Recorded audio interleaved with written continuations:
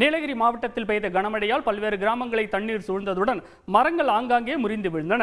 கொடைக்கானலில் சிக்னல் கம்பம் சரிந்து விழுந்ததால் தொழிலாளி உயிரிழந்த சம்பவம் சோகத்தை ஏற்படுத்தியுள்ளது. செய்தியாளர்கள் தாயுமானவன் ஹரிஹரன் வழங்கிய தகவல்கள் இவை.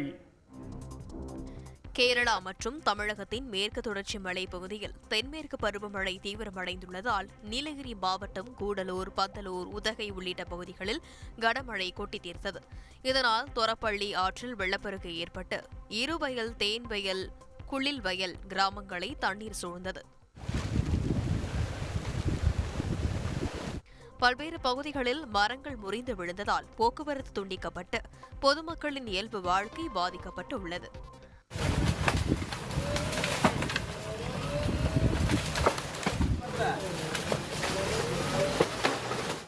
கொடைக்கானலில் சூறைக்காற்றுடன் பெய்த மழையால் சிக்னல் கம்பம் முறிந்து விழுந்து சுமை தூக்கும் தொழிலாளர் உயிரிழந்தது சோகத்தை ஏற்படுத்தியுள்ளது.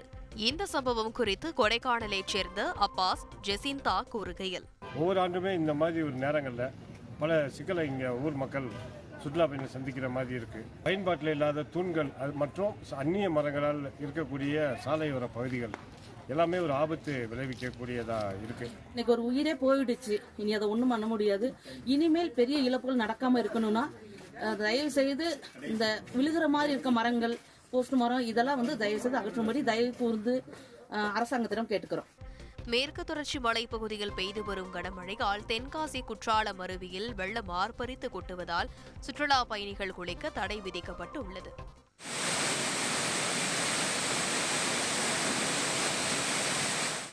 கன்னியாகுமரி மேற்கு தொடர்ச்சி மலையில் அமைந்துள்ள காளிகேசம் பகுதியில் ஏற்பட்ட திடீர் காட்டாற்று வெள்ளத்தில் தொழிலாளர்கள் சென்ற மினி லாரி சிக்கிக் கொண்டதால் பரபரப்பு ஏற்பட்டது. உயிருக்கு போராடிய தொழிலாளர்கள் அப்பகுதி மக்கள் கயிறு கட்டி மீட்டனர்.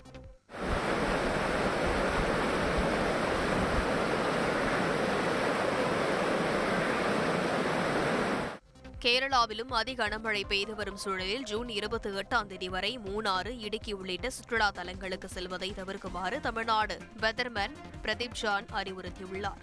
செய்தியாளர் தாயுமானவன் வழங்கும் கூடுதல் தகவல். நீலகிரி, கோவை உள்ளிட்ட மாவட்டங்களுடைய மலைப்பகுதிகளில் மிக கனமழை பெய்ய வாய்ப்பிருப்பதாகவும் அதேபோல் கேரள பகுதிகளில் அதிக கனமழை பெய்ய வாய்ப்பிருப்பதாக வானிலை ஆய்வு மையம் எச்சரிக்கையை விடுத்திருக்கிறது. எனவே குறிப்பிட்ட இந்த சுற்றுலா தலங்களுக்கு பொதுமக்கள் செல்ல வேண்டாம் என வழிகாட்டுதல் வழங்கப்பட்டிருக்கிறது. ரஞ்சித்,